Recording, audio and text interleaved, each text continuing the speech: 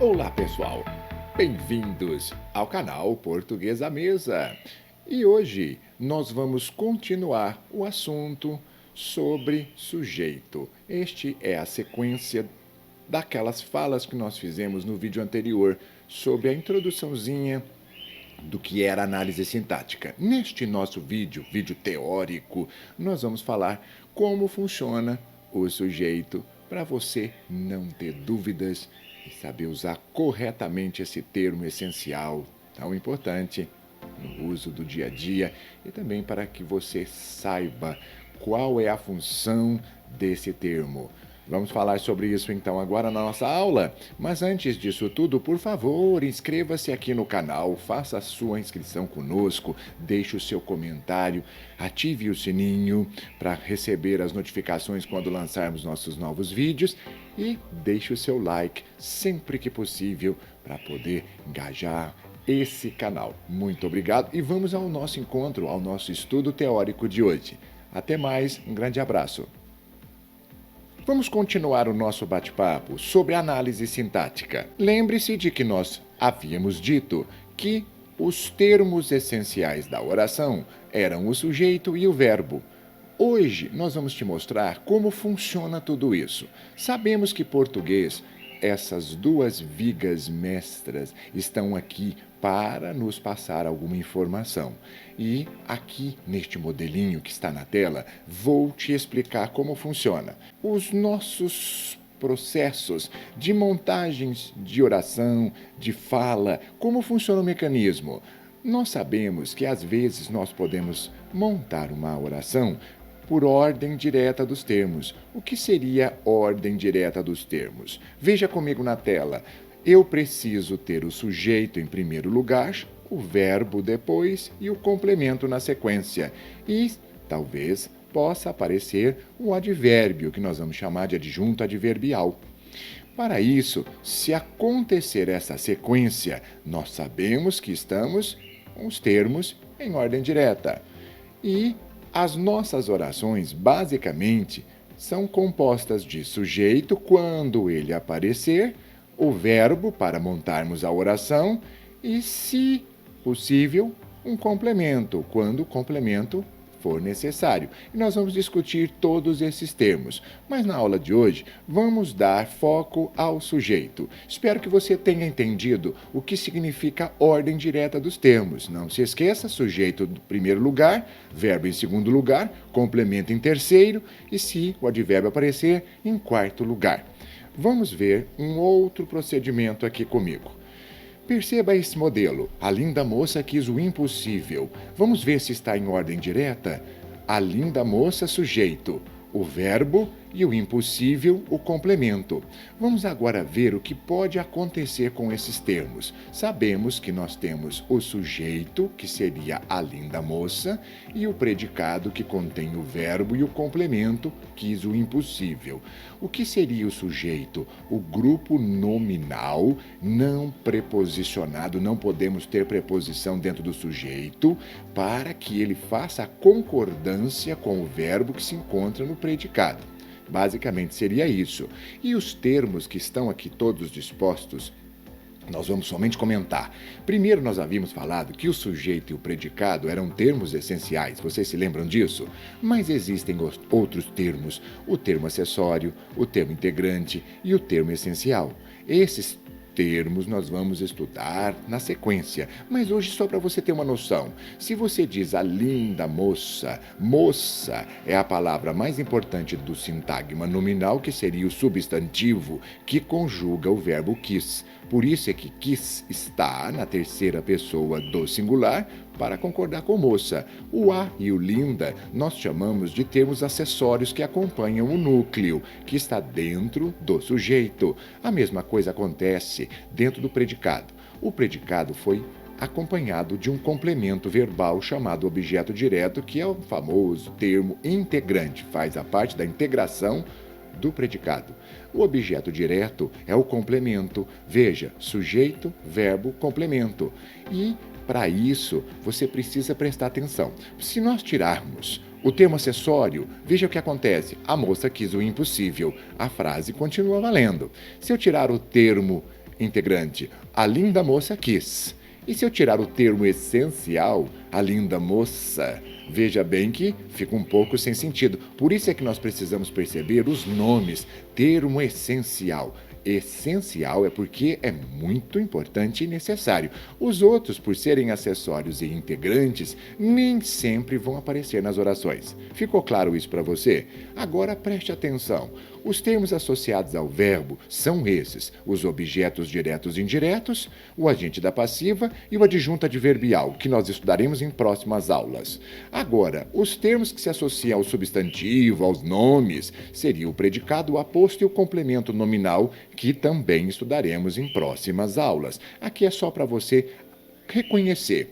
Mas hoje, o foco que nós estamos te dando é o sujeito e o predicado, porque os dois termos mais importantes dentro da oração.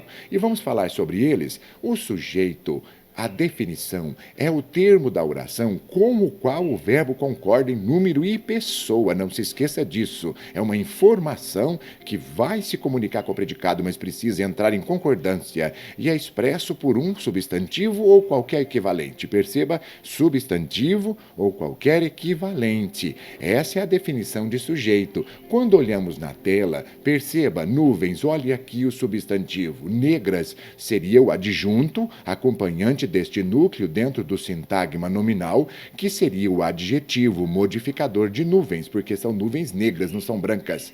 Mas, se percebermos bem, estamos estudando a análise sintática, o sujeito precisa entrar em sintonia com o predicado. Por isso é que o verbo concorda com o sujeito em pessoa e número.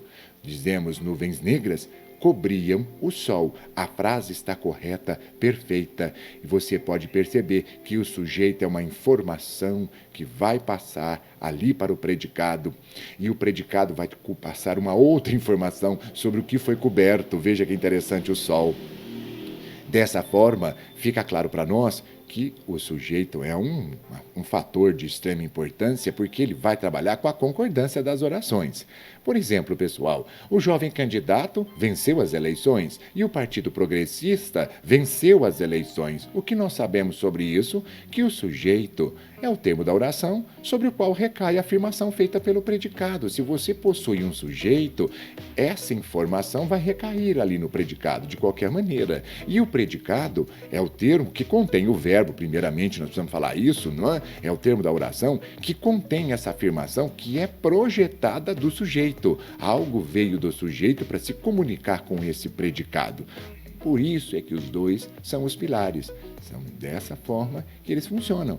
E é simples, não é tão difícil entendermos isso. Se você perceber, teríamos uma projeção de uma afirmação, porque seria a ideia que o sujeito passa para o predicado. Dessa forma, ficou claro para entendermos bem que são informações que se comunicam dentro das orações. Mas o mesmo termo pode servir de referência a muitos predicados. Por exemplo, a menina na janela. E você pode mudar a ideia do predicado. Olhava a banda, sorria sempre, nunca se cansava, era casada. Isso nós não temos problema, porque você percebeu vários predicados, mas o sujeito é o mesmo. Por isso é que nós temos que sempre pensar, se existe uma menina na janela, o que essa menina na janela vai fazer? Você pode pensar várias formas, por isso é que seria uma projeção da ideia. É muito interessante. Da mesma forma, analogamente, o mesmo predicado pode ser projetado sobre vários sujeitos. Veja só, ganhou um prêmio quem? O melhor aluno da sala. O Romance de Saramago. Perceba como funcionam esses dois eixos. Eles entram em sintonia. Um passa uma informação, o outro capta para concluí-la. E assim você pode perceber que essa sintonia é aquela sintonia em que você precisa de ter a concordância correta para que o sujeito possa entrar em sintonia com o predicado, conjugando o verbo e passando uma informação. E a informação você tem aqui na tela de várias maneiras, diversificadas, tanto quanto o sujeito, quanto como o predicado. Não é tão difícil, não é, pessoal? Mas a pergunta que não quer calar, como é que você pode achar o sujeito? Primeira dica, o sujeito nunca pode vir preposicionado. O primeiro passo que você vai fazer é perguntar ao verbo algumas situaçõezinhas, por exemplo, quem, o que é ou o que. Vamos lá? O que ocorreram aqui no exemplo da lousa eletrônica? Quem ou o que é que ocorreram? durante o verão deste ano, sobretudo no interior do Paraná. Preciso achar um substantivo. Quem? Perdas. Perdas ocorreram, bateu. Eu consegui achar, o sujeito está aqui. Perdas significativas da safra de feijão, porque concorda com o plural. Posso também fazer uma troca pelo pronome reto, elas. Elas ocorreram, bateu, funcionou. Eu achei então. Aqui existe a informação que se comunica com o ocorreram. Veja, a perda significativa da safra de feijão. Basta perguntar, você consegue achar. Veja esse modelo. Perdas significativas da safra de feijão ocorreram se você inverter. Verifique se dá para colocar isso antes do verbo e se esse termo colocado antes do verbo, à esquerda do verbo, ele consegue conjugar. Também uma maneira de você reconhecer se aquele termo, olha o tamanho do termo, hein? Pode ser o sujeito. Viu que legal? Terceiro passo, concordância. Ficou fácil. Basta agora você perceber que se isso acontecer, a concordância é o passo verificador de maior, vamos dizer, de maior amplitude aqui, de maior peso, para podermos decidir o que nós vamos fazer. Você entendeu? Ficou claro? É muito simples, basta prestarmos um pouco de atenção. Agora este vídeo vai ficando por aqui, porque nós vamos continuar com essa teoria em nosso próximo vídeo. Eu te encontro lá, hein? Até mais, pessoal, e um grande abraço a vocês. Antes de clicar nos links acima, se você gostou desse vídeo, deixe aqui o seu like, faça a sua inscrição, participe sempre. É um grande prazer ter todos vocês conosco aqui no canal Português à Mesa. Um grande abraço, pessoal.